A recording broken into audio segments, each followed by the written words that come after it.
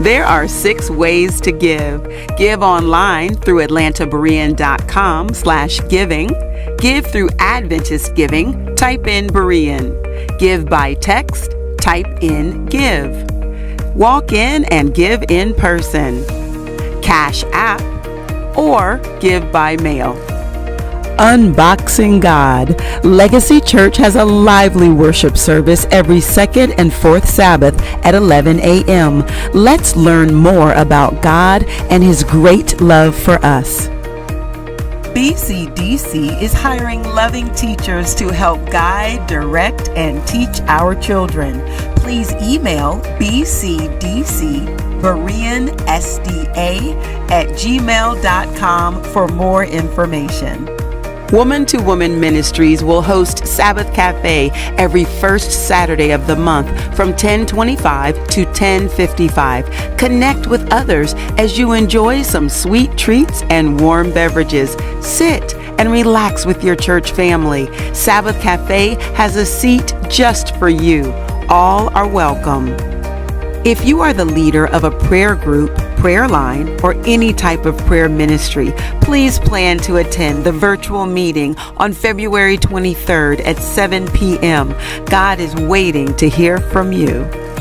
On February 18th, Atlanta Berean will honor Dr. Joyce Finch Johnson as the Black History Month honoree, Professor Emerita of Music and currently college organist at Spelman College. She is referred to as Pianist Extraordinaire.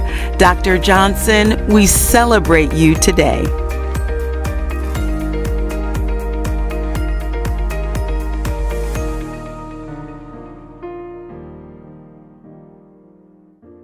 Many are familiar with the story of Dr. Charles Drew, the physician who developed methods of storing blood plasma for transfusions and pioneered the blood bank. In 1950, he needed a blood transfusion due to a car accident. Dr. Drew bled to death when the hospital would not admit him because he was Black. This was a common practice experienced by Blacks in need of medical attention. If they did receive help, it was often in the basement of the hospital by off-duty medical personnel.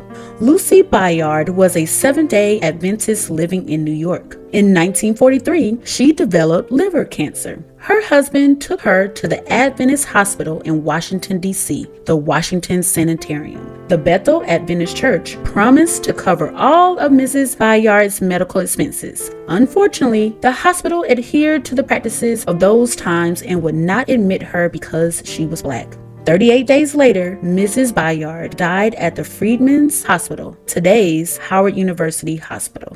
The conditions surrounding her treatment as an Adventist by an Adventist institution further inspired the push for Blacks to establish their own organizations, their own medical centers, schools, churches, and publications. Even when first established, Black institutions were required to have white leadership because it was believed that Blacks did not possess the mental capacity to lead. Oakwood College was established in 1896, but it wasn't until 1932 that James Moran served as the first Black president. Message magazine was first published in 1935. L.B. Reynolds became the first Black editor in 1945. Equality was the continued goal Blacks sought to attain. Nellie Drouinard served as a missionary in Africa. Upon returning to the U.S., she was disturbed at the lack of medical care afforded Blacks. In 1927, she opened Riverside Sanitarium in Nashville, Tennessee.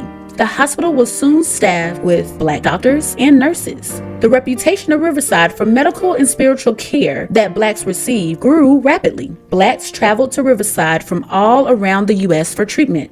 Unfortunately, as hospitals integrated, Blacks began to frequent other hospitals for care. The number of patients coming to Riverside declined, and in 1983, Riverside Hospital closed. Meeting the needs of the Black community was addressed through the publication of Message magazine, which began in 1935. Message still serves as an evangelistic publication specifically for the Black community. It is one of the longest running Black publications in the U.S. today. Another medium that began in 1974 for evangelism in the Black community was the Breath of Life broadcast. It was the dream of pastor and recording artist Walter Artis to create a program that would appeal to African Americans. Today, Breath of Life Ministries broadcasts from the grounds of Oakwood University. Because of the 47 years of broadcast ministry, tens of thousands of souls have been baptized for the kingdom of God. I'm Lauren Hastings, and this has been your Black History Moment. Remember, we're stronger together.